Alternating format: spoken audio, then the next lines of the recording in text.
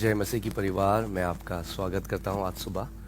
और आज हम फास्टिंग का आज हमारा पहला दिन है और हम लोग साथ में फास्ट करेंगे, हम लोग साथ में प्रार्थना करेंगे, हम लोग साथ में वचन को सीखेंगे। और मैं बिलीव करता हूं अपने पूरे हार्ट से कि 2025 जो है हमारी लाइफ का बेस्ट ईयर होने वाला है। और इस साल हम वो विक्ट्रीज को देखने वाले हैं जो आज तक हमने नहीं देखी हैं। मैं बिलीव करता हूं कि अगर हम लोगों को वो पाना है जो अभी तक हमने नहीं पाया है, या हमें वो जीत देखनी है जो हमने अभी तक नहीं देखी है, इसका मतलब हमें वो करना होगा जो हमने पिछले सालों में नहीं किया है, और हमें वो लड़ाइयाँ लड़नी होंगी जो हमने पिछले सालों में नहीं लड़ी। प्रेरित पौलुस अपने आत्मिक जो उसका बेटा है पौलुस, उसको कहता है कि विश्वास की एक अच्छी कुश्ती लड़। इंग्लिश बाइबल में ऐसा लिखा है, fight the good fight of faith. और ये एक ऑप्शन नहीं है, ये एक चुनाव करने का this is not an option. हर किसी को, अगर आप प्रभु यीशु मसीह में हैं, अगर आप विश्वासी हैं, तो बाइबल बताती है हमारा एक विरोधी भी है जो लगातार मौके तलाश रहा है कि कैसे आपको नाश कर दे, कैसे आपको फाड़ खाए। और आपका जो वो विरोधी है उसके अंदर कोई भी दया नहीं है। Satan is merciless and if you allow him, he will destroy you। और इसीलिए बाइबल हमें बताती है कि हमें विजिलेंट रहना है, हमें सतर्क रहना है। हम लोग उन लोगों की तरह नहीं जी सकते जिनका कोई मकसद नहीं, जिनका कोई लक्ष्य नहीं। क्योंकि हम लोग केवल इसलिए नहीं जी रहे हैं क्योंकि हमारी सांसें चल रही हैं। We are not just surviving. हमारे जीवन का एक उद्देश्य है। हमारे स्वर्गीय पिता ने हमें एक स्वर्गीय बुलाहट दी है, और उस स्वर्गीय बुलाहट में हम सबको बढ़ना है। ये केवल पास्टर्स के लिए, केवल लीडर्स के लिए, केवल कलीसिया के अगुओं के लिए नहीं है, मगर ये हर किसी परमेश्वर के बेटे और बेटी के लिए है। क्योंकि आप सबको एक उद्देश्य के साथ, एक डेफिनेट पर्पस के साथ परमेश्वर ने इस पृथ्वी पर भेजा है। और बाइबल बताती है कि एक दिन हम सब उसके सिंहासन के सामने खड़े होंगे, और आग से हमारे कामों को परखा जाएगा। जो कुछ भी हमने किया, अगर वो सच्चे हृदय से, अगर वो सच्चाई से हमने अपने परमेश्वर के लिए किया, तो बाइबल बताती है आग जब उसको परख लेगी तो वो सोने की तरह वो चमक जाएगा। मगर अगर हमने वो गलत उद्देश्य से करा, तो बाइबल बताती है आग उसको नाश कर देगी, और हमारे पास कुछ भी ना होगा अपने परमेश्वर को अर्पण करने के लिए, सिवाय इस बात के कि हम सब बच जाएंगे क्योंकि हम मसीह में हैं। इसीलिए हमारे पास केवल एक जीवन है। मैं आप सबसे रिक्वेस्ट करता हूं कि हम लोग जो कुछ 2024 में अभी तक हुआ आपके जीवन में, आप उसको भूल जाएं। जैसा भी जीवन आपने जिया, जैसी भी आपकी वॉक है परमेश्वर में, आप उसको भूल जाएं। चाहे आपने बहुत विक्ट्री वाली वॉक जी का, चाहे आपने बहुत अच्छी वॉक जी, या चाहे आपने एक डिफीटेड लाइफ जी, आप उसको भूल जाएं। नया साल शुरू हो चुका है, परमेश्वर का अनुग्रह नया है, उसकी सामर्थ महान है जो आपकी ओर है। और आपको केवल वो डिसाइड करना है, डिसीजन लेना है कि परमेश्वर, ये जो साल है, this year Lord I will commit my self. मैं अपने आप को पूरी रीति से, अपने आप को तुझे अर्पण करूंगा। जैसे रोमियो 12 में लिखा है कि अपने आप को एक जीवित और भावता हुआ बलिदान करके परमेश्वर को चढ़ाओ, क्योंकि यही तुम्हारी आत्मिक सेवा है। सो इससे पहले कि हम लोग प्रचार करें, इससे पहले कि हम लोग परमेश्वर के लिए वर्शिप करें, हम लोग गीत गाएं, हम लोग कलीसिया में अगुए बने, उन सबसे पहले जो हमारी सबसे पहली आत्मिक सेवा है, English Bible says this is your spiritual worship, वो है कि हम अपने शरीरों को परमेश्वर को जीवता और प्रसन्न करने वाला बलिदान चढ़ाएं। और यही इसीलिए हम लोग आज मिलकर उपवास प्रार्थना कर रहे हैं। उपवास प्रार्थना और कुछ भी नहीं, मगर आप अपने शरीरों को परमेश्वर को चढ़ा रहे हैं। आप अपने आप को एक जीवित बलिदान करके उस परमेश्वर के सामने ला रहे हैं। सो मैं आप सबको एनकरेज करना चाहूँगा कि फर्क नहीं पड़ता अभी तक क्या हुआ, मगर अब आप डिसाइड कर सकते हो। कई लोग पिछली जो उनकी लाइफ थी वो रिग्रेट में जीते हैं कि काश मैं उस समय ऐसा करता, काश मैं पढ़ लेता सही समय में तो मेरी अच्छी नौकरी लग जाती। काश और वो लोग सबसे ज़्यादा दुखी लोग होते हैं जो रिग्रेट में जीते हैं, जो पछतावे में जीते हैं।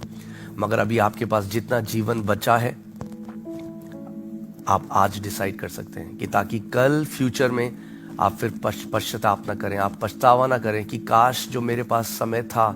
और मैं आपको बता रहा हूं कि चाहे आपके पास, चाहे आपकी उम्र 60 साल है, 70 साल है, 80 साल है, आपको कोई आइडिया नहीं है कि परमेश्वर आपके द्वारा इतनी बड़ी महिमा ले सकता है केवल कुछ महीनों में, केवल कुछ सालों में, अगर आप पूरी रीति से अपने आप को उसको दे दें और उसको बोलें, परमेश्वर मेरे जीने का मकसद केवल तेरे नाम को महिमा देना है।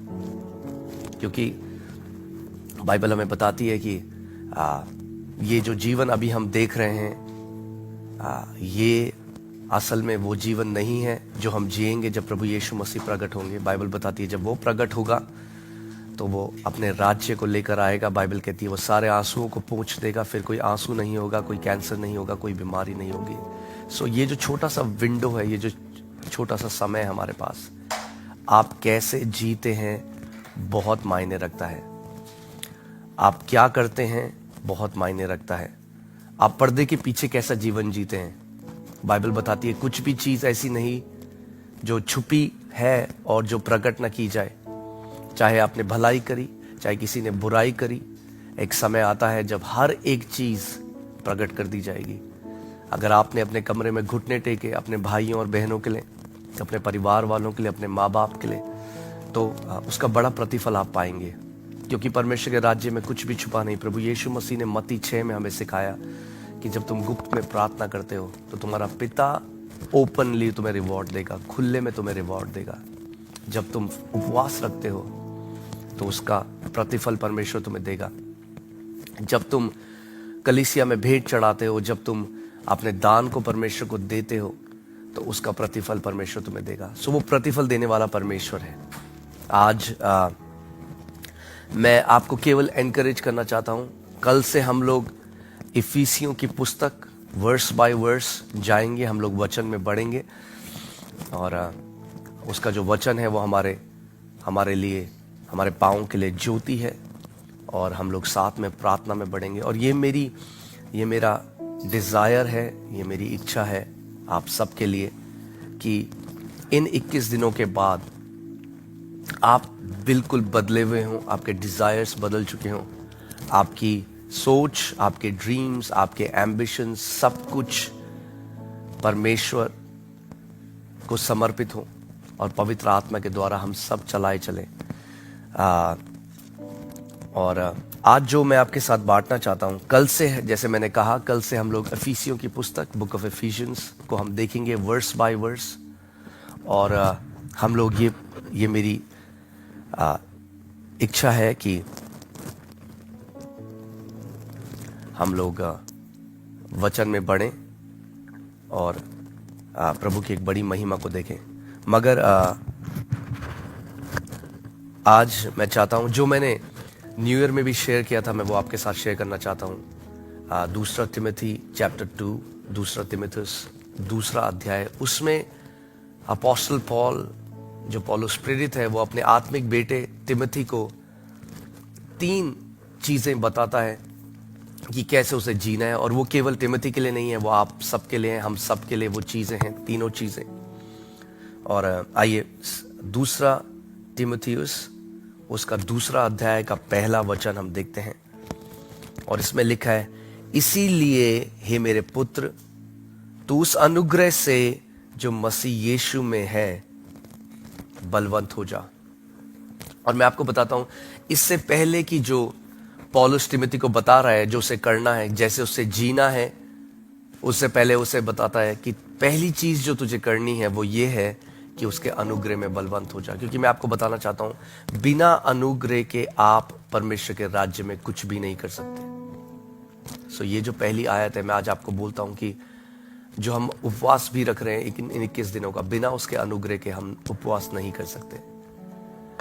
Otherwise it will just be a dead religious work, वरना वो मरा हुआ एक धार्मिक कार्य होगा, उसके अंदर कोई जीवन नहीं होगा, उसके अंदर कोई जॉय नहीं होगा। हम लोग ये जो उपवास रख रहे हैं किसी को दिखाने के लिए नहीं रख रहे, हम लोग इसलिए नहीं रख रहे कि ये एक रीति रिवाज है, क्योंकि जो मसीह लोग हैं उनको उपवास रखना होता है तो इसलिए हमें भी रखना है। ये कोई रीति रिवाज नहीं है, ये कोई it's not a religious tradition. इसके पीछे एक उद्देश्य है, क्योंकि वचन में हमें प्रकाशन है कि उपवास क्या करता है। आमीन। सो पौलुस तिमोथी को कह रहा है, हे मेरे पुत्र, तुझ उस अनुग्रह से जो मसीह यीशु में है बलवंत हो जा। और बहुत ज़रूरी है कि जो अनुग्रह प्रभु ने हमें दिया है हम उसमें बलवंत हो जाए। आमीन। और एक तरीका जिससे हम उसमें बलवंत होते हैं वो ये है कि हम लोग प्रभु यीशु मसीह के क्रूस की तरफ देखते हैं जो उसने हमारे लिए किया। हम लोग उसके ज्ञान में, उसके डील डॉल में बढ़ते जाते हैं।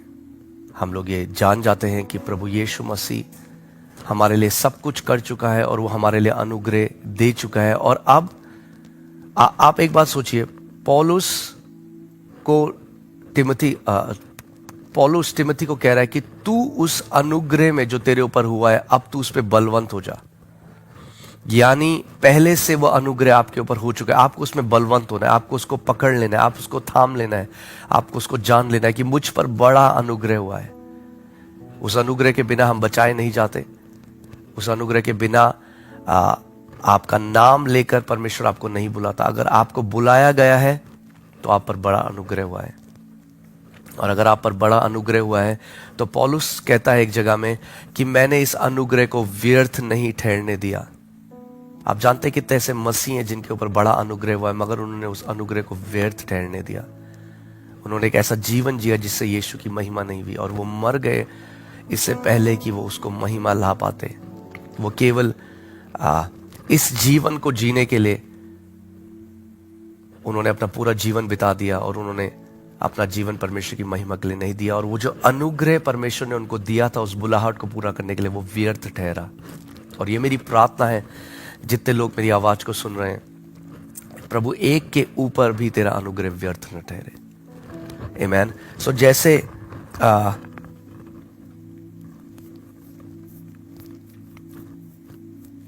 पौलुस तिमोथी से कहता है कि जो अनुग्रह मसीह यीशु में है, वो अनुग्रह मसीह यीशु में है। वो अनुग्रह आप कमा नहीं सकते। वो अनुग्रह उपवास से नहीं आता। क्योंकि अनुग्रह है तो आप उपवास कर सकते हो, क्योंकि अनुग्रह है तो हम प्रार्थना कर सकते हैं, क्योंकि अनुग्रह है तो हम वचन को जान सकते हैं। हर एक चीज जो है परमेश्वर का अनुग्रह से है। यहां तक कि जो अपोस्टल पॉल है, प्रेरित पौलुस जो है, वो कहता है कि मैंने सबसे ज्यादा मेहनत करी सारे अपोस्टल से बढ़ के, सारे जो प्रभु यीशु मसीह के 12 प्रेरित थे उन सबसे बढ़कर मैंने मेहनत करी। I laboured more than all the apostles. मगर फिर वो कहता है मैंने नहीं, मगर जो अनुग्रह मुझे मिला उसने मुझसे वो मेहनत कराई। और ये जो आप उपवास अब करेंगे 21 दिन का, ये मेरी प्रार्थना है कि वो अनुग्रह आपसे उपवास कराए। और अगर आप कहते हैं कि आज तक मैं नहीं कर पाता, बहुत मुश्किल है, तो आप अनुग्रह मांगिए आज।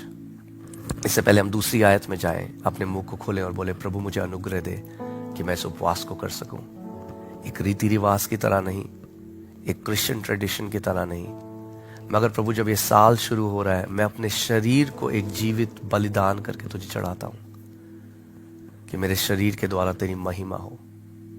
उपवास का मेन कारण परमेश्वर से कुछ पाना नहीं है, परमेश्वर को खुश करना नहीं है, उसका आर्म ट्विस्ट करना नहीं है। उपवास हम मेन रीजन से जो करते हैं वो ये है, आप अपने शरीरों को अपने अधीन ले आते हैं। आज कितने सारे मसीह हैं जो शरीर की अधीनता में जीते हैं। उनका शरीर जो बोलता है वो करते हैं। वो अपने शरीर के गुलाम हैं। आज आप देखेंगे वो कलीसिया जाते हैं, जैसी आराधना होती है वो सो जाते हैं, क्योंकि शरीर के गुलाम है। उनका शरीर उन्हें चलाता है। अगर उनका मन नहीं करता वो नहीं करते। वो शरीर के और वचन हमें बताता है रोमियो 8 में, जो शरीर के अनुसार चलते हैं वहां मृत्यु है, मगर जो आत्मा के अनुसार चलते हैं वे परमेश्वर के पुत्र हैं। तो फास्टिंग का एक पहला कारण जो है वो ये है कि हम अपने शरीर को जो आत्मा है उसकी अधीनता में लेकर आते हैं। You are crucifying your flesh. आप अपने शरीर को एक तरह से आप उसे मार रहे हैं जब आप फास्ट करते हैं। जैसे पौलुस प्रेरित कहता है कि मैं अपने शरीर को मारता हूं। वो लिटरल मारने की बात नहीं कर रहा। पौलुस प्रेरित जो है वो साइको नहीं था कि जो अपने आप को वो मारता था।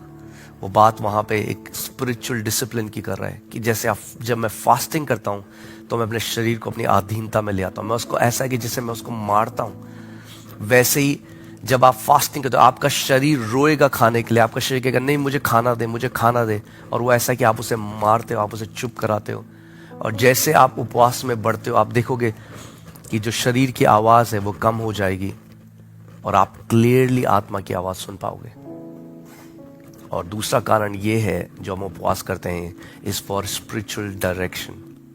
पहला जो मैंने आपको बताया था वो था टू सबड्यू योर फ्लैश। अपने शरीर को आप आत्मा की अधीनता में लेकर आते हैं। दूसरा जो है वो है टू गेट स्पिरिचुअल डायरेक्शन। आत्मिक डायरेक्शन परमेश्वर आपको देता है। जब आप फास्टिंग करते हो तो जो परमेश्वर की आवाज है वो हमेशा से आपकी ओर है। हाँ, बाइबल कहती है जिसके सुनने के कान हैं वो सुन ले आत्मा कलीसिया से क्या कहता है। English Bible says what the spirit is saying to the churches. So आत्मा हर समय अपनी कलीसिया से, अपने लोगों से बात कर रहा है। मगर क्योंकि शरीर की आवाज इतनी लाउड है, क्योंकि शरीर हमारा इतना तेज रीति से चिल्लाता है, मुझे ये दे, अब मुझे ये दे, अब मुझे ये दे, तो कई बार क्या होता है we miss on the voice of God. क्योंकि पवित्र आत्मा की जो आवाज है उसको जब बाइबल बताती है उसको बोला गया है स्टिल स्मॉल वॉइस। वो एक धीमी आवाज है। आप सोचो कभी आप अपने घर में हो और या आप कहीं रोड से कहीं जा रहे हो और वहां रास्ते में शादी हो रही है, बारात है और बहुत लाउड हल्ला चल रहा है और उस हल्ले में आप कुछ कहना चाह रहे हो किसी को और वो सुन नहीं पा रहे। इसका मतलब ये नहीं आप कहना नहीं चाह रहे हो, मगर क्योंकि वहां पे इतना शोर है, इतना हल्ला है कि जो आपकी आवाज है वो दब गई उस शोर के अंदर। और ऐसे ही परमेश्वर लगातार अपने लोगों को गाइड कर रहा है। जोब 33:14, आयुब 33 उसके 14 अध्याय में बाइबल बताती है कि परमेश्वर एक तरीके से नहीं वरन अलग अलग तरीकों से अपने लोगों से बात करना चाहता है, मगर people do not comprehend him. मगर लोग उसकी आवाज को, उसकी वाणी को समझ नहीं पाते क्योंकि उनके शरीर की आवाज इतनी लाउड है।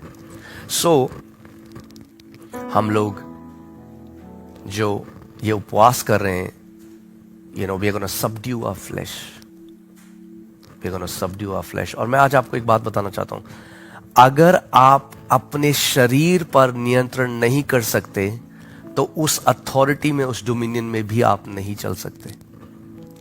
पहली चीज जिस पर आपको नियंत्रण करना है, कई लोग औरों को नियंत्रण करने की कोशिश करते हैं, सब people try to control others. नहीं, सबसे पहली चीज जिस किसी चीज पे आप नियंत्रण, आप किसी और पे कंट्रोल नहीं कर सकते। आप अपने हस्बैंड पे, अपनी वाइफ पे, अपने बच्चों पे कंट्रोल नहीं कर सकते, मगर आप अपने पे कंट्रोल कर सकते हैं। आप अपनी फ्लैश को सबड्यू कर सकते हैं। आप अपनी फ्लैश को, अपने शरीर को उस आत्मा की अधीनता में ला सकते हैं। सो आज डिसाइड करो इस बात को कि परमेश्वर मैं शरीर के चलाए नहीं चलूंगा। बाइबल बताती है we are not debtors to flesh. हम शरीर के कर्जदार नहीं जो शरीर के अनुसार चलें। शरीर ने आपको नहीं बुलाया। आपका जन्म शारीरिक पहले हुआ था, उसके बाद अब आपका आत्मिक जन्म हुआ है। हम आत्मा के चलाए चलने वाले लोग हैं।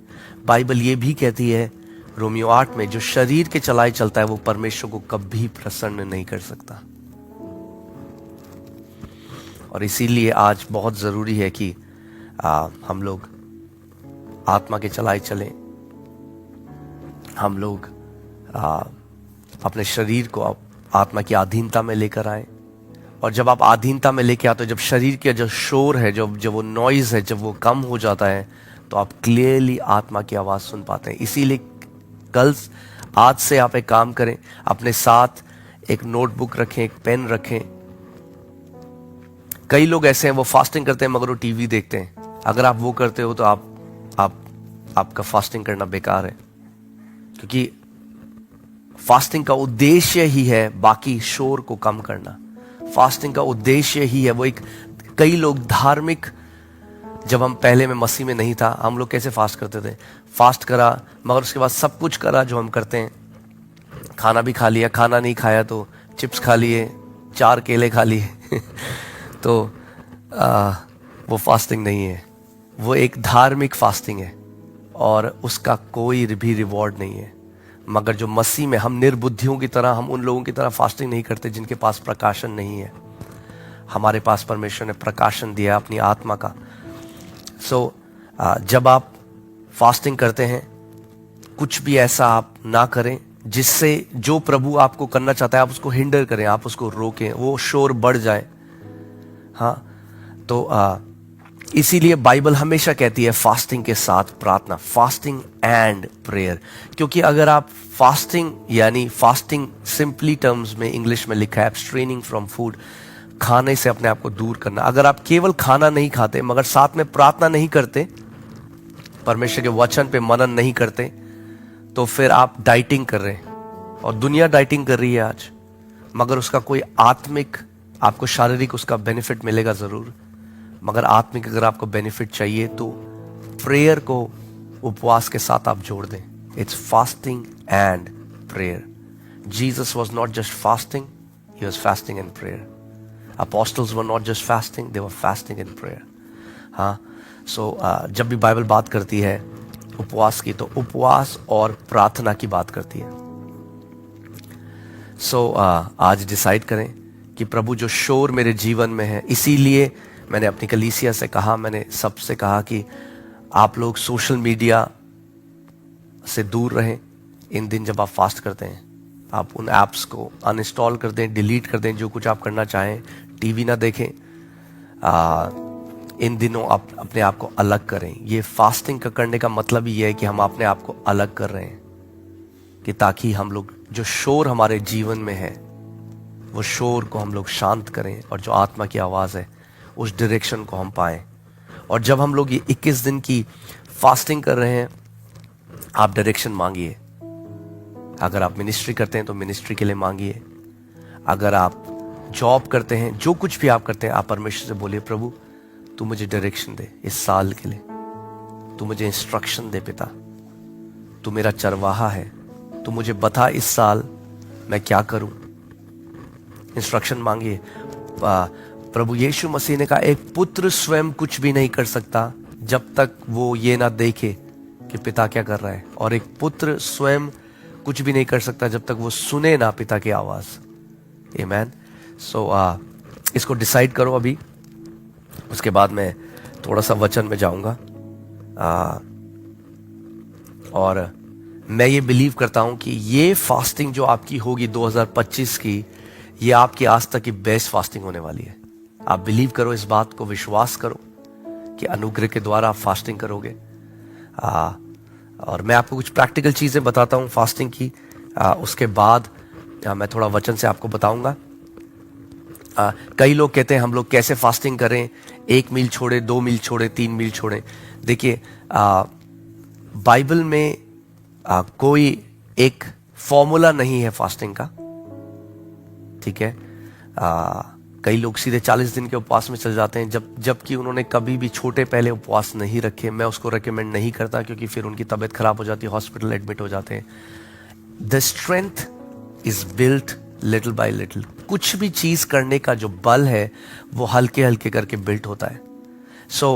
अगर आपने आज तक उपवास नहीं करा है और ये पहली बार आप उपवास कर रहे हो, तो मैं आपको ये गाइड करूंगा कि आप जो है ब्रेकफास्ट और लंच आप स्किप कर सकते हैं, और आप डिनर कर सकते हैं हर एक रात को।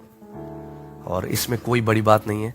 आपके साथ कुछ भी नहीं होगा, आप मरेंगे नहीं 2 मील स्किप करके। भूख लगेगी क्योंकि वो आपके शरीर की आदत है, आपका शरीर भूख मांगेगा, मगर जब आपको भूख लगे तब आप 1 गिलास पानी पी सकते हैं। और फिर अपने दिमाग को प्रभु के पास लगाइए। स्पेशली अगर आप जॉब कर रहे हैं और आप हार्ड वर्किंग जॉब कर रहे हैं, तो ये फास्टिंग मैं आपको रेकमेंड करूंगा कि आप डिनर करिए, आप ब्रेकफास्ट और लंच स्किप कर सकते हैं। और अब वो लोग जो लंबे फास्ट में जाना चाहते हैं, मैं आपको ये बोलना चाहता हूँ कि कई बारी लोग क्या करते हैं, वो लंबे फास्ट में जब जाते हैं तो बहुत बारी चाय पीते हैं, और चाय में शुगर होता है। अगर आप लंबे फास्ट में जाना चाहते हैं तो अवॉइड करिए मीठा खाना, क्योंकि मीठा आपके फास्ट को तोड़ देगा। मैं आपको थोड़ा बायोलॉजिकल बातें बता रहा हूँ, उसके बाद मैं आत्मा में जाऊंगा, तो कुछ प्रैक्टिकल चीजें बता रहा हूँ। तो वो लोग अगर लंबा फास्ट करेंगे, उनका फास्ट बहुत कठिन होगा, 10 गुना ज्यादा कठिन होगा उस व्यक्ति से जो केवल पानी पी रहा है। क्योंकि अगर आप केवल पानी पीते हैं तो करीबन 36 घंटे बाद आपका जो फ्यूल बॉडी लेती है, जो हमारा फ्यूल शुगर से, ग्लूकोज से बॉडी हमारा जो ईंधन बनाती है, वो फ्यूल बॉडी चेंज कर देती है और उस प्रक्रिया को कीटोसिस कहते हैं। और फिर हमारा जो शरीर है वो आपके फैट से, आपकी जो चर्बी है उससे एनर्जी लेने लग जाता है और फिर आपको भूख लगनी बंद हो जाती है। सो पहले 3 दिन जो है वो थोड़ा मुश्किल होंगे, और उसमें अगर आप अनुग्रह मांगेंगे, मैं बिलीव करता हूं वो मुश्किल नहीं होंगे। मगर 3 दिन के बाद जब कीटोसिस, आपकी बॉडी फुल ब्लोन कीटोसिस में चली जाएगी, तो आपको भूख लगना बंद हो जाएगा। और उस टाइम में कुछ लोगों को अगर आपको हेडेक होता है या आपको डिजीनेस होती है, तो आप इलेक्ट्रोलाइट्स ले सकते हैं, किसी भी केमिस्ट में मिल सकता है इलेक्ट्रोलाइट। आप इलेक्ट्रोलाइट 1 लीटर पानी में मिला दीजिए, तो आपकी बॉडी में जो सोडियम पोटेशियम है उसकी वजह से आपको हेडेक नहीं होगा, आपको डिजीनेस नहीं होगी, और आप आराम से। फास्टिंग इतना डिफिकल्ट नहीं है, क्योंकि लोग गलत तरीके से करते हैं, इसीलिए मुश्किल होता है। मीठा मत खाइए, कोई भी फ्रूट्स मत खाइए अगर आपको लंबा फास्ट करना है। अगर आपको केवल रात तक खाना खा लेना है, फिर कोई प्रॉब्लम नहीं है, क्योंकि आप समझ रहे हैं इट्स नॉट, इसमें कोई मेडल नहीं है कि मैंने 40 दिन तक कुछ नहीं खाया।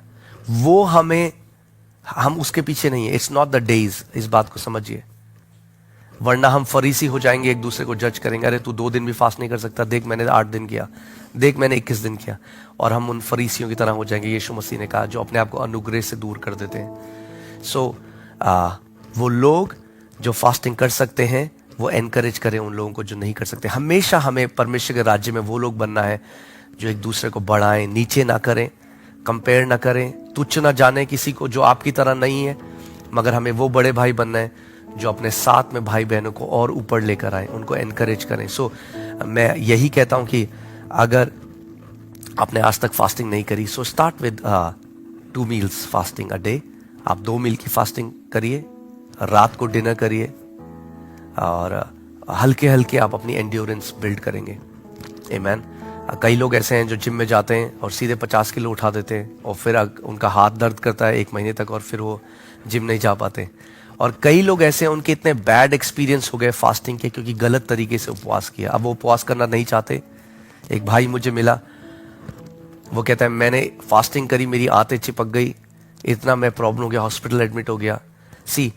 इसीलिए मैं कह रहा हूं, मैं आपको कुछ प्रैक्टिकल इंस्ट्रक्शन दे रहा हूं कि ये फास्टिंग आपके लिए एक बुरा एक्सपीरियंस ना हो, ये फास्टिंग आपके लिए एक अच्छा एक्सपीरियंस हो। We don't get medal on days, इस बात को मैं आपको फिर से कह रहा हूं। अगर आपने ज्यादा दिन उपवास किया अपने भाई बहनों से, तो परमेश्वर आपको ज्यादा प्यार नहीं करेगा, आप ज्यादा अच्छे नहीं बन जाओगे। मगर ये उपवास हम जो कर रहे हैं, हर एक व्यक्ति अपनी कैपेसिटी के हिसाब से, आप अपने हिसाब से करें उसे, अपने अंदर उस चीज को देखें। कोई यहाँ पे कह रहा है कॉन्स्टिपेशन हो जाता है जबरदस्त, तो आप पानी पिए, ड्रिंक लॉट्स ऑफ वाटर, जितना ज़्यादा हो सकता है आप उतना पानी पीजिए जब आप उपवास करते हैं, कि ताकि आपको कॉन्स्टिपेशन ना हो।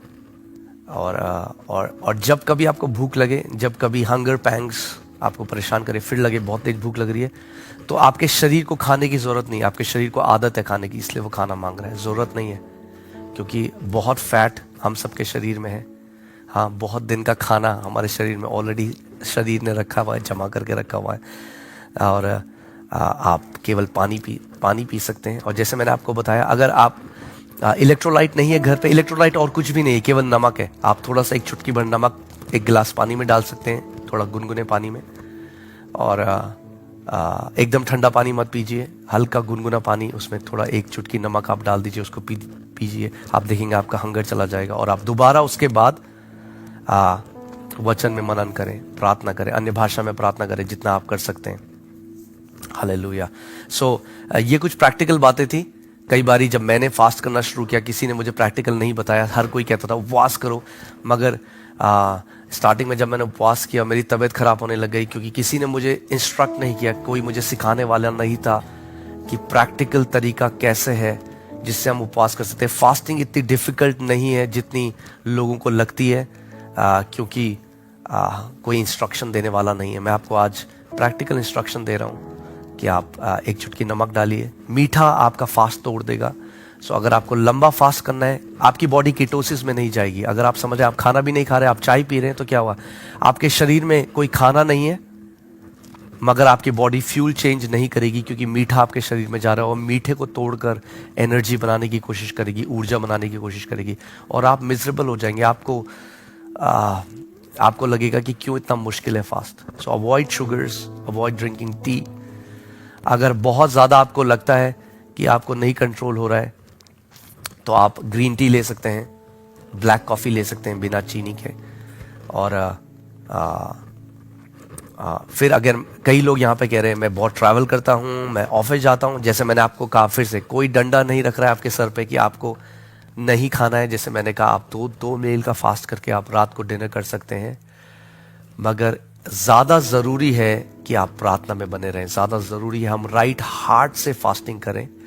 हम शो ऑफ करने के लिए, हम दिखाने के लिए, अपनी आत्मिकता दिखाने के लिए हम फास्टिंग नहीं कर रहे। प्रभु यीशु मसीह ने एक दृष्टांत बताया कि दो लोग मंदिर पे आए, एक फरीसी और एक पापी। और जो पापी था, जो व्यक्ति पाप में था, उसने अपने सर को नीचे किया और उसने कहा, प्रभु मैं इस लायक भी नहीं कि मैं स्वर्ग की ओर देख सकूं, तो मुझे क्षमा कर। और जो फरीसी था, उसका ध्यान परमेश्वर की ओर नहीं था, वो अपने आप को कंपेयर कर रहा था। उसने उस पापी व्यक्ति को देखा और उसने कहा, प्रभु तेरा धन्यवाद हो, मैं इस पापी व्यक्ति की तरह नहीं हूं, क्योंकि देख मैं तो हफ्ते में 3 दिन उपवास करता हूं। और यीशु मसीह ने कहा, जो पापी था वो माफी पाकर गया, वो जस्टिफाइड होकर गया, मगर जो सदूसी था उसकी प्रार्थना परमेश्वर ने नहीं सुनी। सो हम लोग ये जो फास्टिंग कर रहे हैं, इसको हमेशा याद रखिए कि हम लोग अपने आप को तुलना करने के लिए किसी से नहीं कर रहे हैं। हम लोग हमारा केवल एक रीजन है फास्टिंग करने का, कि हम अपने शरीर को सबड्यू करें। और अगर मैं आपको बता रहा हूं, अगर आप एक मील भी नहीं फास्ट कर सकते, अगर किसी की मेडिकल रीजन है, मैं समझता हूं प्रेग्नेंट मॉम्स हैं, तो आप उसको अवॉइड करें। अगर आप प्रेग्नेंट हैं, अगर आपकी मेडिकल कंडीशन है, तो आप उसको अवॉइड करें। मगर अगर आप बिल्कुल सही हैं और आप एक मील भी नहीं छोड़ सकते, तो आप you are under the domain of flesh, आप शरीर की अधीनता में हैं। क्योंकि अगर आप खाना नहीं एक बारी छोड़ सकते, 2 बारी छोड़ सकते, तो इसका मतलब आप फिर कोई और टेम्पटेशन के खिलाफ भी आप खड़े नहीं हो सकते। शैतान आपको बहुत इजीली गिरा देगा। और केवल जब प्रभु यीशु मसीह की परीक्षा हुई, जब नहीं नारायण भाई, नमक खाने से, एक चुटकी नमक खाने से फास्टिंग नहीं टूटेगी। आप एक चुटकी नमक ले सकते हैं, उससे फास्टिंग नहीं टूटेगी। मीठे से, मेनली शुगर, जो शुगर कंटेंट है, जो कैलोरीज होता है, उससे फास्टिंग टूटती है। सो मैं आपको बता रहा, जब प्रभु यीशु मसीह की परीक्षा हुई, वो उपवास कर रहा था और शैतान ने बोला, देख इस पत्थर को तू रोटी बना दे। प्रभु यीशु मसीह ने उस समय क्या कहा? He quoted Deuteronomy. उन्होंने डिटोनॉमी की बुक को कोट किया। आप ये पढ़ सकते हैं मैथ्यू 4:4 में, मत्ती 4:4 में। यीशु मसीह ने कहा, मनुष्य केवल रोटी से नहीं मगर परमेश्वर के मुख से निकले हुए हर एक वचन से जीवित रहेगा। सो ये हमें ये भी बताता है कि फास्टिंग हमारा एक डिक्लेरेशन है। फास्टिंग हमारा क्या एक तरह से घोषणा है कि प्रभु मैं केवल रोटी से नहीं जीवित रहता, मैं तेरे वचन से भी जीवित रहता हूं। रोटी से ही नहीं। कई लोग कहते हैं फिर यीशु मसीह ने रोटी क्यों खाई? उसने ये नहीं कहा कि मनुष्य रोटी से नहीं, परमेश्वर के वचन से भी जीवित रहेगा। से ही नहीं यानी रोटी भी आपको खानी है मगर अगर आप केवल रोटी खाते हैं, क्योंकि रोटी आपके शरीर को बल देता है, और आप परमेश्वर के वचन को नहीं खाते, तो आप आत्मा में वीक होंगे। आप शरीर आपके जीवन में बहुत पावरफुल होगा। सो जब ऐसे विंडोज, फास्टिंग केवल वो विंडोज हैं, कुछ समय का वो टाइम है जब आप खाने को दूर करके आप बोलें, प्रभु मैं केवल रोटी ही से नहीं मगर तेरे मुख से निकला जो वचन है उससे जीवित रहता हूं। और उस समय आप वचन पर मनन करते हैं, वचन पर बढ़ते हैं, प्रार्थना में रहते हैं, और आप देखेंगे कि आपकी आत्मा बहुत सेंसिटिव हो जाएगी. Fasting will make you sensitive. आप बहुत इजीली, कई ऐसे विश्वासी लोग हैं जब फास्टिंग में जाते हैं उनकी हेवनली एक्सपीरियंस होते हैं, वो स्वर्गदूतों को देखते हैं, उन्हें पवित्र आत्मा की आवाज साफ रीति से सुनाई देती है. वो इसलिए होता है क्योंकि उनके जो सेंसेस हैं वो शार्पन्ड हो जाते हैं, उनकी जो ज्ञानेंद्रियां हैं वो शार्प हो जाती हैं, क्योंकि जो शरीर की आवाज थी वो अब शांत हो चुकी है. तो ज्ञानेंद्रियां उनकी शार्प, वो पिक करने लग जाते हैं सिग्नल्स, आत्मिक जहां में पिक करने लग जाते हैं. और पावरफुल कॉम्बिनेशन है जब आप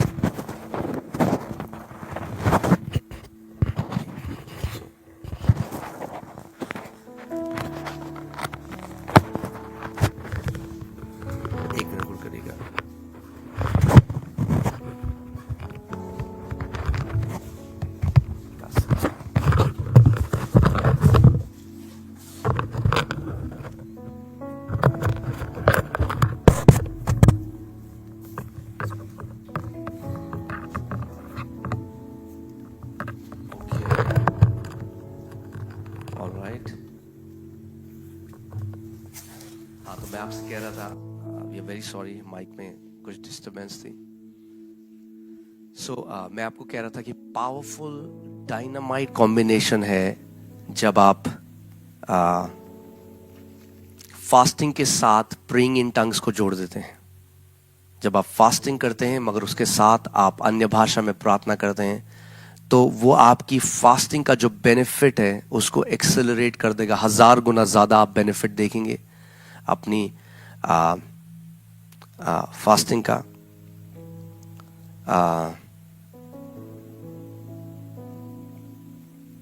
चरणजीत भाई, मेरी मेडिसिन चल रही है, क्या मैं फास्टिंग कर सकता हूँ? I am not a doctor, so मैं आपको मेडिकली गाइड नहीं कर सकता, वो आप अपने डॉक्टर से पूछ सकते हैं. मगर जो लोग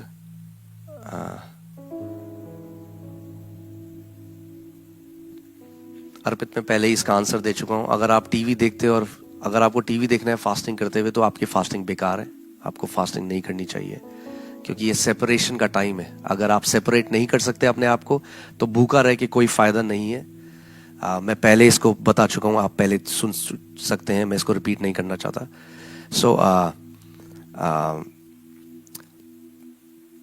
जब आप फास्टिंग करें तो आप एक्सपेक्ट करें कि प्रभु की डायरेक्शन आएगी, परमेश्वर आपसे बात करेंगे, और आप उस चीज को लिखिए, मनन करिए वचन को, सुबह और शाम वचन पढ़िए, अपने आप को अलग करिए.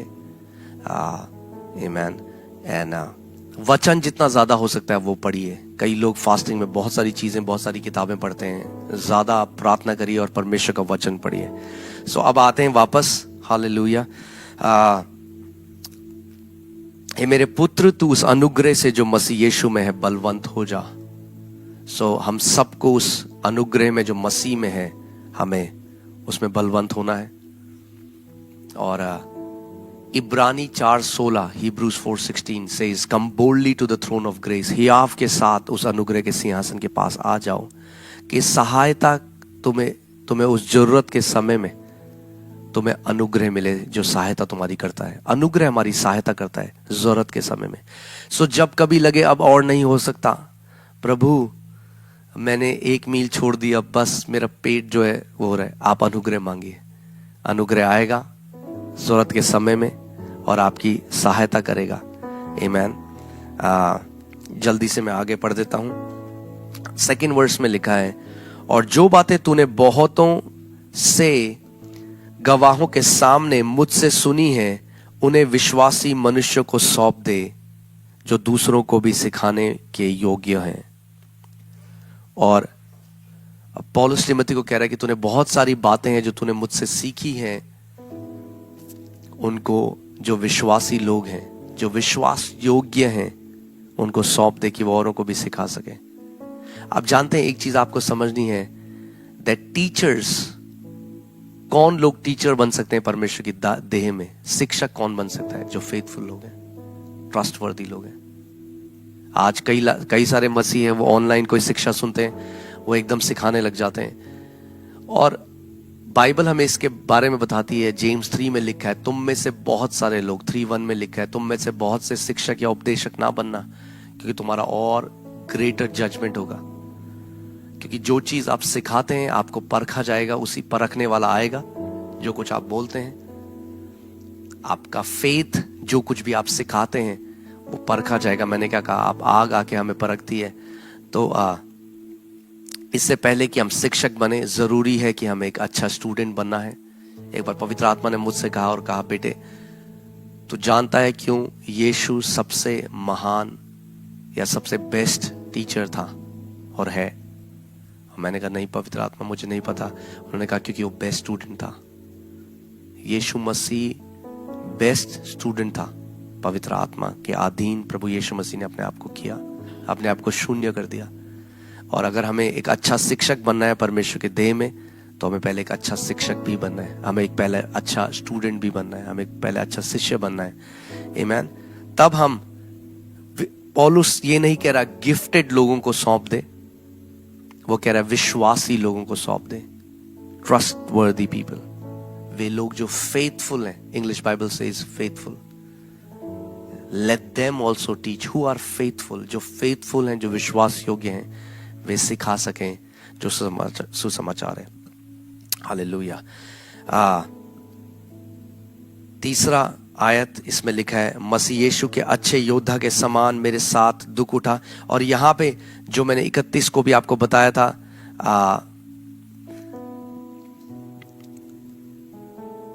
कि पौलुस यहां पे 3 मेटाफर या एनालॉजी देता है, 3 तरीके के दृष्टांत के द्वारा तिमोथी को बताता है। पहला इज अ सोल्जर, दूसरा इज एन एथलीट, और तीसरा is a hard working farmer. पहला क्या, एक सैनिक, हिंदी बाइबल में लिखा है योद्धा, मगर आज के समय में आप समझें जो आर्मी में सैनिक होते हैं वो बात कर रहा है, सैनिक। दूसरा है एक खिलाड़ी, जो जैसे ओलंपिक में जो जाते हैं लोग वो, और तीसरा जो एक फार्मर है। और यहां पे कह रहा है, मसीह यीशु के अच्छे योद्धा के समान मेरे साथ दुख उठा। जब कोई योद्धा लड़ाई पर जाता है तो इसलिए कि अपनी भर्ती करने वाले को प्रसन्न करे, अपने आप को संसार के कामों में नहीं फंसाता। सबसे पहली चीज जो हमें समझना जरूरी है, जब आप प्रभु में आ गए, आप उसके बेटे और बेटी हैं, ये बिल्कुल सही बात है, मगर बाइबल बताती है हम एक लड़ाई में हैं, और ये लड़ाई ऑप्शनल नहीं है। अगर आप लड़ना नहीं सीखेंगे तो जिंदगी भर एक हारा हुआ जीवन जिएंगे।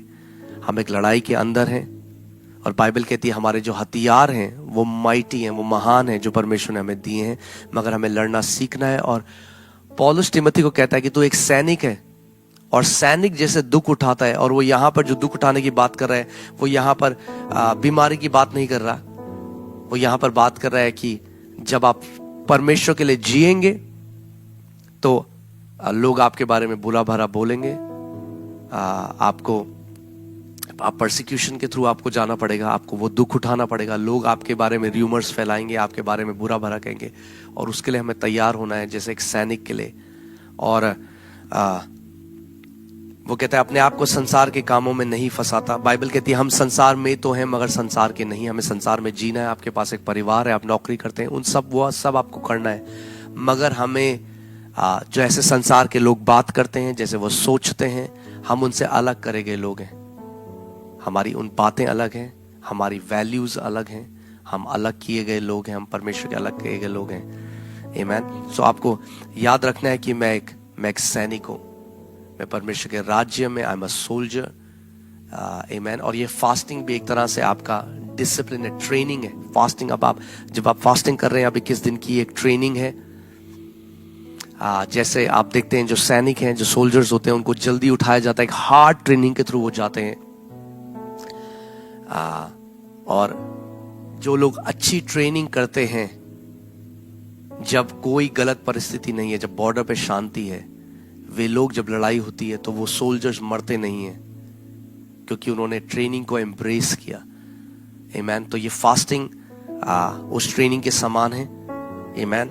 फिर वो कहता है 5वीं आयत में, फिर अखाड़े में लड़ने वाला यदि विधि के अनुसार ना लड़े तो मुकुट नहीं पाता। अगर आप देखें जो एथलीट्स हैं वो कैसा डिसिप्लिन लाइफ जीते हैं, डिसिप्लिन में जीते हैं। उनका एक वो अकाउंटेबल होते हैं। आप जानते हैं हर कोई, अगर आप ओलंपिक गोल्ड मेडलिस्ट को देखें उनके बगल में आपको उनका एक कोच दिखाई देगा। अगर आप बेस्ट फुटबॉलर को देखें उनके बगल में आपको एक कोच दिखाई देगा। आज कितने सारे ऐसे मसीह हैं वो किसी के अधीन नहीं है। वो कहते हैं मेरा जीवन, मैं केवल परमेश्वर को अधीन हूं।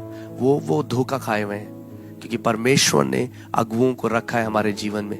अगर आप ऐसे मसीह हैं जो कहते हैं कोई मुझे कुछ नहीं कह सकता, मैं अपने हिसाब से चलता हूं और मेरा जीवन किसी को अधीन नहीं है, तो आप एक एथलीट की तरह भी नहीं जी सकते। आप उस हाइट में नहीं पहुंच सकते, उस चोटियों में नहीं पहुंच सकते जहां परमेश्वर आपको ले जाना चाहता है।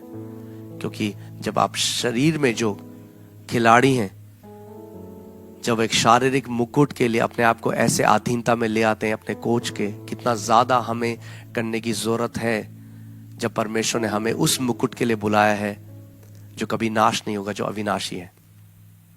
और आखिरी में बाइबल यहां बताती है, जो किसान परिश्रम करता है फल का अंश पहले उसे मिलना चाहिए। जो मैं कहता हूं उस पर ध्यान दे और प्रभु तुझे सब बातों की समझ देगा। मैं प्रार्थना करता हूं कि परमेश्वर आपको समझ देगा इन सब बातों की, कि कैसे इन 3 दृष्टांतों की तरह, इन 3 तरीकों की तरह हमें जीवन को जीना है। अगर हम एक जयवंत योद्धा की तरह जीवन जीना चाहते हैं, एक सैनिक की तरह, एक एथलीट की तरह, एक खिलाड़ी की तरह, और एक मेहनत करने वाले फार्मर की तरह, एक किसान की तरह जो बीज बोता है। और जब वो बीज बोता है तो बाइबल कहती है जब कटनी करता है तो पहला अंश उसी को मिलता है। वैसे ही जब आप परमेश्वर के राज्य में मेहनत करते हैं, जब आप परमेश्वर के राज्य के लिए परिश्रम करते हैं, तो उसका पहला फल भी आप ही और आपका परिवार खाएगा। उसका वचन कहता है मत्ती 6 में, यदि तू पहले परमेश्वर के राज्य की और उसकी धार्मिकता की खोज करे, जब आप परिश्रम करते हो, जब आप उसके राज्य को पहला रखते हो, तो उसका प्रतिफल भी सबसे पहले खाने वाले आप होते हो। इससे पहले और ब्लेस हो, परमेश्वर कहता है पहले मैं तुझे ब्लेस करूंगा और फिर तुझे जाति जातियों के लिए ब्लेसिंग बनाऊंगा। सो जब आप फार्मर बनते हो, जब आप उसके वचन के बीज को सुबह और शाम अपने हृदय में बोते हो, तो पहला अंश भी आप खाने पाओगे, आपका परिवार खाने पाएगा, और आप उस बड़ी कटनी को देखोगे प्रभु यीशु मसीह के नाम में। और कल से हम इफिशियंस की पुस्तक शुरू करेंगे, वर्स बाय वर्स। हम इन 21 दिनों में पूरी इफिशियंस की किताब को देखेंगे। और आज रात को 8 बजे हम लोग फिर से लाइव आएंगे, और वो समय होगा हम केवल प्रार्थना में समय बिताएंगे। मैं चाहता हूं इस उपवास प्रार्थना में सोने से पहले आप कई घंटों अन्य भाषा में प्रार्थना करके सोएं। जब आप ऐसा करेंगे आप देखेंगे इवन आपके जो ड्रीम्स हैं, आपको गॉडली ड्रीम्स आएंगे, आपको बहुत सारा डायरेक्शन ड्रीम्स के द्वारा आएगा। अगर आप देखेंगे जोसेफ, जो प्रभु यीशु मसीह के शरीर में, जो मरियम के जो हस्बैंड थे, शरीर में जो पिता थे, यद्यपि उनका शारीरिक जन्म यूसुफ से नहीं हुआ था, मगर यूसुफ जो मरियम के हस्बैंड थे, आप देखेंगे वो जब सोए तो स्वप्नों के द्वारा स्वर्गदूतों ने उनको डायरेक्ट किया कि इस बेटे को उठा और तू इजिप्ट में चले जा, क्योंकि राजा हेरोदेस इसको मारना चाहता है। सो ड्रीम्स में आपको डायरेक्शन आएंगे जब आप अन्य भाषा में प्रार्थना करते हैं। ये मेरा विश्वास है कि हम लोग एक माइटी काम को परमेश्वर के देखेंगे इन 21 दिनों में। आइए थोड़ी देर हम प्रार्थना करें और फिर हम लोग कल 8 बजे आज रात को हम लोग 8 बजे मिलेंगे। हालेलुया। आइए हम थोड़ी देर प्रार्थना करें। रोबाला खाथाना मारागादा बाबा रागाडाला ले ब्रोगाडीला ब्रागाडाना मासे के ठेले। परमेश्वर तुम महान सर्वशक्तिमान परमेश्वर है प्रभु जी। परमेश्वर पिता यीशु मसीह के नाम में हम आपके अनुग्रह के सिंहासन के पास आते हैं। प्रभु हमें अनुग्रह दे कि हम पूरी विश्वास योग्यता के साथ, हम पूरी सीरियसनेस के साथ, पूरी आत्मा के साथ इस उपवास प्रार्थना को करें खुदावंद। जानते हुए ये कोई ट्रेडिशन नहीं है, जानते हुए कि ये कोई मेडल नहीं है खुदावंद, पर ये हम कर रहे हैं सबसे पहले अपने लिए। फास्टिंग परमेश्वर आपको नहीं बदलती, हमारा उपवास आपको नहीं बदलता, हमारा उपवास हमारे हृदय को बदलता है, हमारे चाल चलन को बदलता है, हमारे सोचने के तरीके को बदलता है, हमारा शरीर हमारी अधीनता में आता है। ओ ला ब्रागादाना मजाकाटाना मालागादा लेबो कोरो बोला बाजाकाटाला ब्रालागा बाबा बारागा देने मेरे ले। जहाँ कहीं आप है अपने घर में, आइए थोड़ी देर के लिए अपने हाथों को उठाएं और अन्य भाषा में प्रार्थना करें। लेबो गोरा ला बाबा रागा दाना मारागा देने लीबा राबा साकारा ब्रालागा दाना मारालागा दे लाबा बाबा बारा कटीना मालागा टे खोरा ब्रालागा दीना मादागा डालाबा लाबो जेखारा ब्रागा दाना मामा मारागा डाला। You are the God of all flesh. Oh, you are the God of all flesh. Rabalaba zakatana maralagadina moralagadine meregedele boralaba baba ragada libro laga shatara baralagadene meregedele brogadina maragadana ma alabara lagadene merelegodina maragadana mazekotolo borolagadina maragaba baba laba zakatara bralagadene merelegedene merele। खुदावन हम विश्वास करते हैं कि इन 21 दिनों में आप बड़े बड़े आंसर्स खुदावन अपने लोगों को दोगे यीशु के नाम में। जो लोग परमेश्वर बीमारी में हैं प्रभु होने दें, इन 21 दिनों में वो माइटी ब्रेक थ्रू पाए खुदावन, माइटी हीलिंग मैनिफेस्ट हो प्रभु। एड्स से, कैंसर से, ट्यूमर से प्रभु, जिनकी किडनीज काम नहीं कर रही खुदावन, मैं प्रार्थना करता हूँ यीशु के नाम में कि परमेश्वर पिता तेरा माइटी सामर्थ उतरे उनके जीवन में। ले ब्रोगाटी बारा गाडाला बाला बा शटाला बारा लगा डाला बारा लगा देना मारा गदा ला बाबा बारा गाडाला बोरा ला बाबा बारा गादेने में देगे ले बोरा गादा अला बाजे कुटारा बारा लगा देने मेरे लेगे डाला बाला बाला ला बारा गादाना मारा लगा देने मोरा गाडाला बारा लगा दा ओ ला बाबा बारा गाडाला बारा लगा देने मेरे लेगे डाला बारा लगा दाना मारा ला।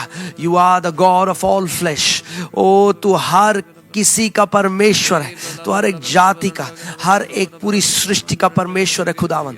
राबा लाबा जेको टोरो ब्रोला का दीना मारा ले बाबा बाबा राका थाला बारा लगा देना मोदा कारा बारा लगा दाना मारा गाटा टाका थाला बारा लगा देने में दे ले ब्रोगादीना मारागा दे दे दे गे दे ले गेरे ब्रोगादीना मारागाटा नामा दे गे दे ले गेरे ब्रेगे दे ले बेरे गे दे नामा ओ ला बाबा बाबा बादीना गाटा लाब्रा लगा देने मेरे ले। तू दया कर परमेश्वर, तू दया करने वाला परमेश्वर है। तेरी महान दया हम सबके ऊपर हुई है खुदावन, तेरा महान अनुग्रह हम सबके ऊपर हुआ है खुदावन। ओ तेरे अनुग्रह ही से हम उपवास कर सकते हैं, तेरी अनुग्रह ही से हम प्रार्थना कर सकते हैं। लो ब्रागा डाला ब्रालागा देने मेरे ले तेरे अनुग्रह के सिंहासन के पास आते हैं खुदावन, और हम मांगते हैं उस बड़े अनुग्रह को, उस महान अनुग्रह को खुदावन। हम बोलते हैं ये साल महान अनुग्रह का साल है, महान सामर्थ का साल है। This is the year of great grace and great power, Lord. Oh, we will see great grace. We will experience great power, Lord. Oh, rabalaba sakata rabara laga dala bara laga. Labra la baba baraga dala bara laga dana mara laga dana mara laga dana लोब्रा का देने मेरे लेके देने। प्रभु जो कोई हमें देख रहा है खुदावन, उनके मुंह को तो भर दे अपनी स्तुतियों से। पवित्र आत्मा तेरी सामर्थ उतर आए हर एक के घरों में परमेश्वर, हर एक के घर में, हर एक के बेडरूम में, जहां कहीं से वो देख रहे हैं खुदावन, तेरी पवित्र आत्मा का भी शेक कभी उतरे यीशु के नाम में। लाबा जाकाटारा बारा लगा दाना मारा गडाला बारा ला लीब्रा ला बारा लगा दाना मारा लगा डाला बारा लगा दाना रबाला बाला बाला गदाना मुरा लगा दाना मारा गडाला बारा लगा द्रगे देने मेरे लेके दे लीबो राबारा बादाना गराबरा लगा दाना मारा लगा द्रगे देने मोरा लगा दाना बारा लगा दाना। तू महान, तू महान, तू सर्वशक्तिमान परमेश्वर है। तेरे समान और कोई नहीं प्रभु, तेरे समान और कोई नहीं प्रभु जी। हम तेरी आराधना करते हैं, हम तेरी स्तुति करते हैं, हम तेरी प्रशंसा करते हैं। Father, we exalt your name. Oh, blessed be the name of the Lord. Blessed be the name of the Lord. Blessed be the name of the Lord. Oh, we bless your name. We bless your name. Hallelujah. Rabadala garabragadana maralagadala baralagadana libragadara baralagadara baralagadara baralagadene berelegedene berelegedene maralagadana. Oh, zabara barahadana maralagadala barala libra lagadala baralagadara baralagadregedene berelegedene berelegedene. Oh, we worship you, Lord. We adore you, we adore you, we adore you, we adore you, we glorify you, we magnify you, Lord Jesus. Thank you, Lord. Your grace is coming. Your grace is coming. प्रभु मैं घोषणा करता हूँ जितने लोग मेरी आवाज को सुन रहे हैं प्रभु, ये उपवास उनके जीवन का अभी तक का बेस्ट उपवास हो खुदावन, उनके जीवन का बेस्ट उपवास हो खुदावन। ओ हालेलुया। तू हेवनली एक्सपीरियंस दे अपने लोगों को खुदावन, तू हेवनली एक्सपीरियंस दे प्रभु। तेरे लोग साफ साफ तेरी आवाज को सुने, तेरा डायरेक्शन उनके जीवन में आए खुदावन, तेरे हेवनली एनकाउंटर उनके जीवन में हो खुदावन, यीशु के नाम में, यीशु के नाम में, यीशु मसीह के नाम में मैं मांगता हूँ। रबा लबा से कटाला बारा लगा डाला बारा लगा डाना मदे अला बाबा बारा गडाला बारा लगा डाला बारा लगा देने मदे खाला बारा लगा दाना मारा लगा द्रेगे देने मेरे लेके डाला बारा लगा डाना मा। हालेलुया हालेलुया हालेलुया, तेरी स्तुति हो, तेरी प्रशंसा हो, तेरी तारीफ हो। हालेलुया। ला बाबा रगा डाला ब्रा लगा दाना माडा लगा दाना लाबा लाबा लगा देने मोरा लगा द्रेगे देने मेरे लेगे दे रबा रगा दा लाबो रबा दाना मारा लगा द्रेगे देने मेरे लेगे देने ब्रेगे देने मोडा गाडा ला बारा लगा दाना मजे के देने बेरे बेरे गेरे बेरे बेरे गेरे बेरे बेरे गेरा बारा बारा बारा बारा ला बारा बारा बारा गाडा बारा बारा लगा दाना। ओ हालेलुया, ओ हालेलुया, ओ हालेलुया, ओ हालेलुया, ओ हालेलुया। रबा थाना मारा लगा दाना मारा गडे रबा बारा ला। हालेलुया। ओ तेरी स्तुति हो, तेरी प्रशंसा हो खुदावन, तेरे बड़े नाम की हम महिमा करते हैं खुदावन, तेरे बड़े नाम की हम महिमा करते हैं। Hallelujah. We praise you, we adore you, we glorify you. Thank you Lord Jesus, thank you Lord Jesus. Hallelujah hallelujah. मैं आप सबको कहना चाहता हूं, जितने लोगों ने डिसाइड किया आप अनुग्रह मांगे। अगर आपने आज डिसाइड किया है, भले आप रात को डिनर करें मगर पूरे 21 दिन हमारे साथ जुड़े। उन लोगों की तरह ना हो। प्रभु यीशु मसीह ने कहा, जो किसान अपने हल के ऊपर हाथ रखता है और फिर पीछे मुड़कर देखता है, वो मेरे राज्य के लायक नहीं। कई लोग हैं जो कमिटमेंट करते हैं और उसके बाद आप देखेंगे कि वो बहुत ही कैजुअल हैं अपने कमिटमेंट के लिए। अगर आपने कमिट किया है, आप रात को डिनर भी कर रहे हैं, कोई बात नहीं, आपकी फास्टिंग आप करें। पूरे 21 दिन हमारे साथ जुड़ें सुबह और शाम, और आप देखेंगे ये साल का पहला महीना जो है हम डेडिकेट कर रहे हैं परमेश्वर को, और परमेश्वर का अनुग्रह ने आपको कवर किया है। और आप देखेंगे बहुत इजीली, बिना किसी तकलीफ के आप इस उपवास को करेंगे हमारे साथ, और आप उन प्रार्थनाओं के उत्तरों को देखेंगे, उस ब्रेक थ्रू को देखेंगे। 21 दिन का जो उपवास है, अगेन ये एक अलग सर्मन है, कभी मैं और इसके बारे में सिखाऊंगा, मगर 21 दिन का जो उपवास मेनली है उस ब्रेक थ्रू के लिए। आप देखते हैं दानियल ने जब उपवास का 21वें दिन स्वर्गदूत आया, and that's why the number 21 it represents break so जितने लोग इसको देख रहे हैं, आप एक्सपेक्ट करें ब्रेक थ्रू अपने बिजनेस में, अपने फैमिली रिलेशनशिप्स में। जिन लोगों के रिश्ते टूटे हुए, आप बिलीव करें इन 21 दिन में एक ब्रेक थ्रू आप अपने रिश्तों में देखेंगे। जितने लोग प्रार्थना में नहीं बढ़ सकते, आप बिलीव करिए इन 21 दिनों के बाद आप एक प्रार्थना करने वाले योद्धा बन जाएंगे, और आपको एक परमेश्वर एक माइटी एग्जाम्पल बनाएगा। आमेन। सो कमिट टू दिस। इन 21 दिनों में हमारे साथ तो रोज जुड़े सुबह और शाम, एंड आई प्रे कि ये बेस्ट फास्टिंग आपके जीवन में हो। अभी मुझे बहुत ज्यादा the anointing of the Holi spirit is mighty, यहाँ पे पवित्र आत्मा का बहुत भारी अभिषेक है। मैं बिलीव करता हूँ वही अभिषेक आपके घरों के ऊपर भी है, आपके सरों के ऊपर वो तेल नए तेल को उंडेल रहा है। आमेन। और शाम को हम आज मिलेंगे 8 बजे, लाइव होंगे यूट्यूब में। मैं आपको मिलूंगा आज रात 8 बजे। God bless you. और मेरी ये प्रार्थना है कि आप उस जय में चले जो जय